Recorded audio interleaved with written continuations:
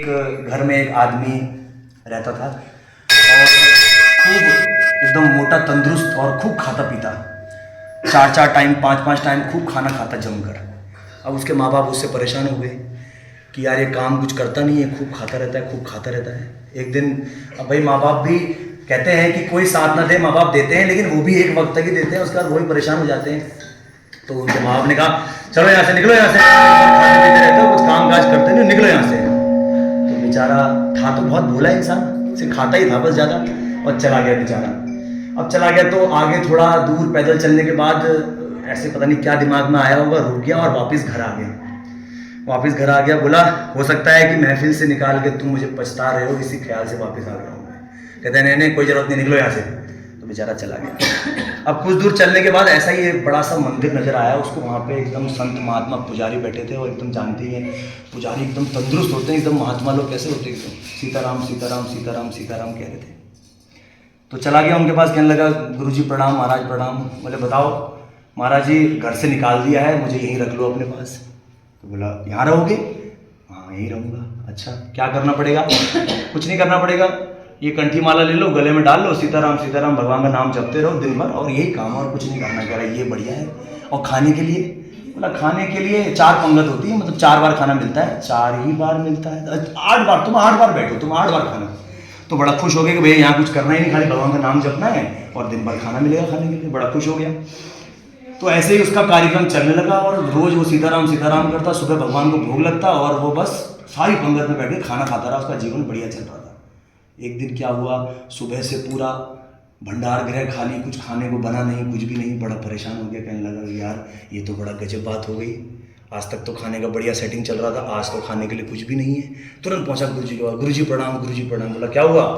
ये आज सुबह से कुछ खाने को बना ही नहीं है। कहने अरे मैं तुमको बताना भूल गया। बोला आज तो एकादशी है। बोला एकादशी है? बोला आज ना खाना बनेगा ना खाना मिलेगा। बोला हमें भी नहीं मिलेगा। बोला हमें मतलब ये सारे चेले चपाटे हैं, इनको नहीं मिलेगा तो तुम्हें भी नहीं मिलेगा, बस बैठे रहो, आज व्रत है आज। ऐसा ना करो गुरुजी, आज हमसे एकादशी कराओगे तो हम कल द्वादशी देखा ही नहीं पाएंगे। बोला यार अजब विडंबना है। बोले देखो यहाँ मंदिर में तो खाना बनेगा नहीं, तुम खाना बना लोगे? बोला गुरुजी मरता क्या नहीं करता आदमी बनाएगा खाना।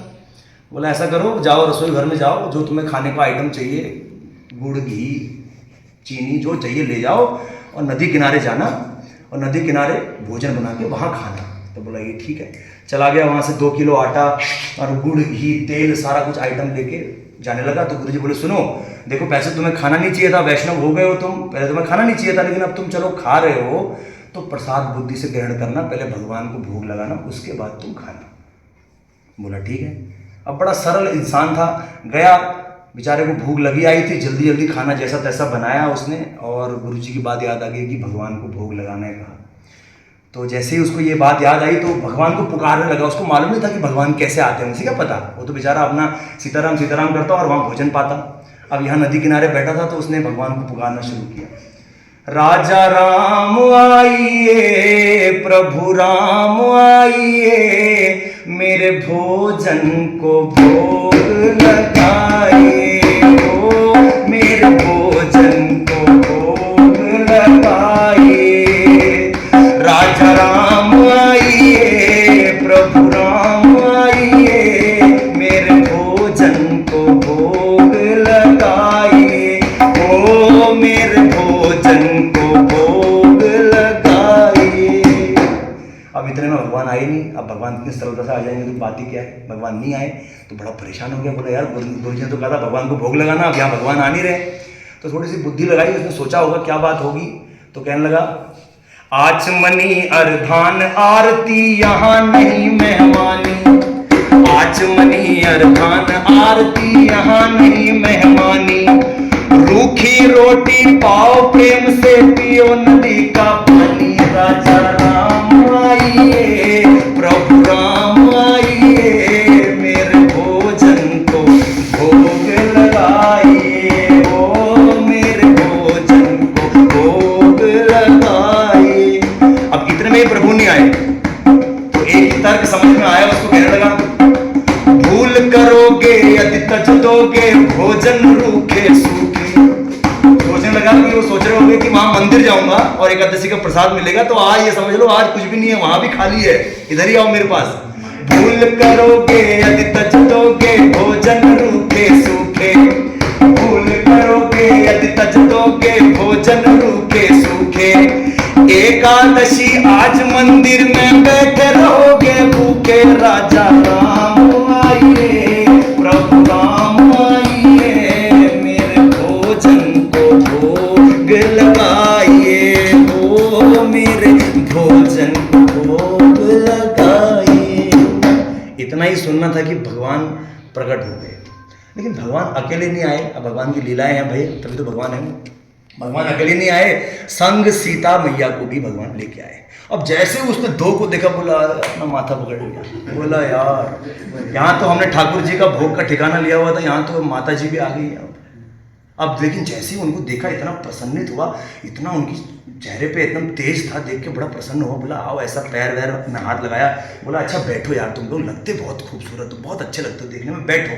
अब तो जो थोड़ा बहुत तो एकादशी हमारी तुम करा ही दोगे, आज दो लोग आए हो, कोई बात नहीं, खाओ प्रेम से खाओ, देखने में बहुत अच्छे लगते हो। बैठा रहा, देखता रहा, उन्होंने भोजन किया। अब जब जाने लगे उठ के, तो कहने लगा ऐसा करो अगली बार कितने आओगे अभी से बता जाओ मुझे, ताकि मैं उस हिसाब से अपने भोजन का व्यवस्था करूंगा। कहने लगा नहीं हम आ जाएंगे, आशीर्वाद दिया और चले गए। अब वापस आया मंदिर में, गुरुजी को कुछ बताया नहीं। अब वो इतना भोला था, उसको लगा भगवान ऐसे ही आते होंगे, उसको ऐसा लगा, बस हमने नित्य कर्म करना चालू कर दिया। अगली बार फिर एकादशी आई तो बोला गुरुजी यार ऐसा है, वहां पर दो भगवान आते हैं, थोड़ा ज्यादा भोजन दो इस बार।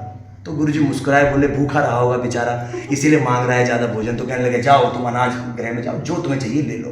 तो अब की बार 4 किलो गुड़, आटा, चावल सब लेके पहुंच गया। और जैसे ही बनाना चालू किया, सीधे पुकारना चालू किया, राजा राम आइए प्रभु राम आइए। इतने में प्रभु ने, आज तो पहले से इंतजार कर रहे थे भगवान, इतना बोलना ही था कि भगवान प्रकट हो गए भगवान। लेकिन फिर अकेले नहीं आए, इस बार सीता जी और बगल में लक्ष्मण जी भी पधारे। अब जो इसने तीनों को देखा, बोला यार ये भगवान ये गलत बात है यार, एक को बुलाता हूँ 2 आते हो, 2 के बुलाता हूँ 3 आते हो, ये क्या है आपकी लीला, एक बता के जाओ कि कितने आ रहे हो। इस बार भी मेरी थोड़ी एकादशी तो तुम चलो कराई दोगे, लेकिन देखने में बहुत ही तुम्हारी जो छवि है वो बहुत ही अद्भुत है, बैठो और खाओ। तो भगवान खाने लगे, लक्ष्मण जी को बड़ा अच्छा लगे। लक्ष्मण जी बोले ये भगवान बड़ी सही जगह ले आए यार, बड़ी एकदम आते ही एकदम व्यवस्था बनी हुई है, खाने की सत्कार हो रहा है। तो लक्ष्मण जी के हाव भाव को देख के भक्त ने पूछा ये आपके भाई हैं? बोले हाँ क्यों, लगते नहीं है क्या? बोले नहीं लगते तो नहीं है। कि नहीं हमारे भाई हैं, मतलब लक्ष्मण जी का स्वभाव है, थोड़ा सा उग्र नेचर का स्वभाव है, शेषनाग के अवतार है, स्वभाव भी वैसा ही। और राम जी बेचारे एकदम सरलता से बैठे रहते हैं, एकदम चेहरे पे मुस्कुराहट के साथ। ठीक है, अब जब जाने लगे तो कहने लगा देखो लगते बहुत सुंदर हो, लेकिन अब की बार तो इधर ही बता जाओ कि कितने आओगे अगली बार, ये बार बार का ऐसा नहीं हो पाएगा। तो वो कहने लगे नहीं हम आ जाएंगे, और चले गए। अगली बार फिर एकादशी आए, वो कहने लगे गुरुजी उधर तो बहुत सारे भगवान आते हैं, एक बुलाते हैं, 2 आते हैं, 2 बुलाते हैं, 3 आते हैं, हमने ठाकुर जी के भोग का ठिकाना ले रखा कि उनके पूरे खानदान का ले रखा है। तो कहने लगा इस बार मुझे एकदम 10 किलो आटा, 10 किलो से ये सब। तो बोला 10 किलो इतना ज्यादा? बोला इतना तो खाता ये नहीं होगा, जरूर ये बेचता होगा कहीं ले जाके, ऐसा बोला गुरुजी ने। तो गुरुजी बोले अच्छा ठीक है, जो तुम्हें चाहिए भंडार गृह में जाओ, जो तुम्हें चाहिए वहां से ले लो और जाओ। चला गया सब कुछ लेके, पीछे से अपने चेले चपाटों को बुलाया, बोला चलो इसके पीछे चलेंगे, आज देखेंगे कि ये क्या करता है वहां जाके। तो इस बार भक्त भी बड़ा चतुर आदमी, इस बार भगवान को बुलाया नहीं, पहले बनाया कुछ भोजन नहीं, सब सामग्री रख दी और भगवान को पुकारने लगा, राजा राम आइए प्रभु राम आइए, मेरे भोजन को भोग लगाइए। भगवान प्रकट हो गए।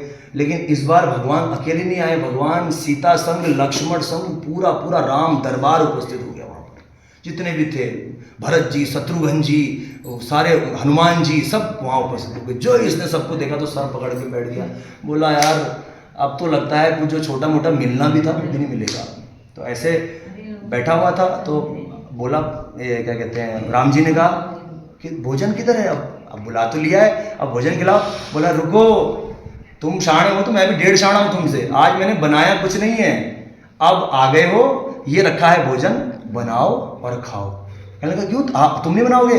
अरे जब हमें मिलना ही नहीं है तो हम काहे बनाएंगे भोजन, इतना सब लोग आ गए, हम नहीं बनाएंगे, आप ही बनाओ भोजन। तो लक्ष्मण जी को बड़ा गुस्सा आ गया, बोले ये क्या बात हो गई, भक्त कह रहा भगवान से तुम खाना बनाओ। कहने लगे भक्त की राजी है, करना पड़ेगा। जब भक्त भगवान के लिए करता है तो भगवान को भी भक्त के लिए करना पड़ेगा। अब बनाओ खाना। तो आप देखिए सभी लोगों ने अपना अपना डिपार्टमेंट संभाल लिया है। माता सीता ने, अन्नपूर्णा है हमारी, उन्होंने रसोई संभाल ली है। भरत जी सामान वामान लाने की व्यवस्था देख रहे हैं। हनुमान जी ने साफ सफाई की सारी व्यवस्था जितना भी है सब देख ली। तो एक छोटा सा इसमें भी भजन है।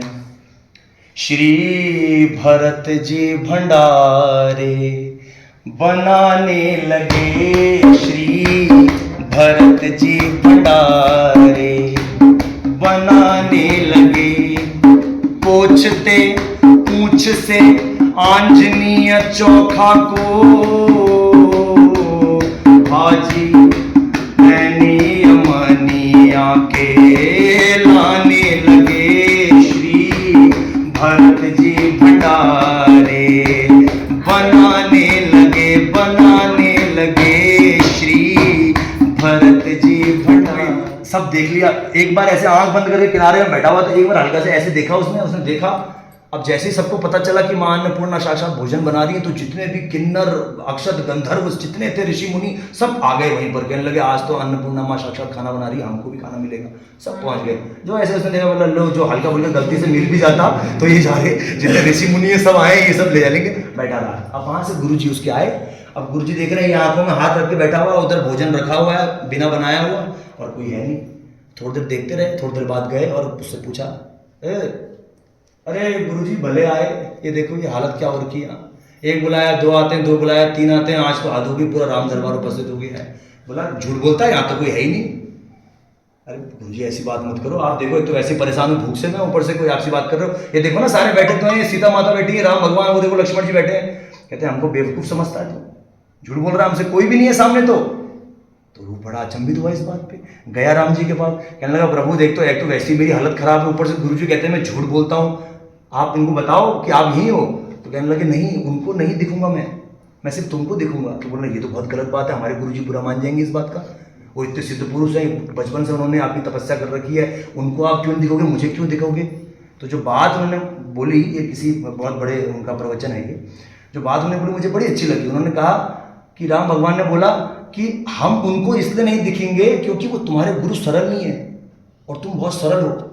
और भगवान इंसान की सरलता पे मिलता है। जब मनुष्य किसी कर्म को बिना किसी महत्वाकांक्षा के कि हमें कुछ मिलेगा उसके बिना अगर करेगा तो उसको अवश्य उस चीज़ का फल मिलता है। ये हर बात सर्वविदित है। तो इस कहानी से हमें ये सीख मिलती है कि हमको एकदम सच्चे मन से और सिंपल भाव से भगवान की पूजा करनी चाहिए। अगर हम भगवान की पूजा कर रहे हैं, कुछ मांगने के उससे हम भगवान की पूजा करेंगे तो कभी हमको उसका फल कभी नहीं मिल सकता। हम निष्काम भाव से जो करते हैं, बड़े बड़े संत जो बिना किसी उससे कर रहे हैं, आजकल एक संत जी भी बड़े फेमस हो रखे हैं, प्रेमानंद जी, पूज्य प्रेमानंद जी, वो भी बड़े फेमस हो रखे हैं। तो जो आदमी बिना किसी मांगे हो कि भगवान मुझे पास कर देना, भगवान मेरा कल ऐसा है, भगवान मेरे को ये है, मेरी तबीयत सही कर देना, इवन ये भी नहीं कहना भगवान से कि मेरे घर वालों को ठीक रखो, ये भी एक अपेक्षा है भगवान से। बस उसकी पूजा पाठ करते रहो, जो मिलना होगा वो मनुष्य को वो मिलेगा अवश्य। तो ये बात है। बहुत बहुत धन्यवाद आप लोगों ने।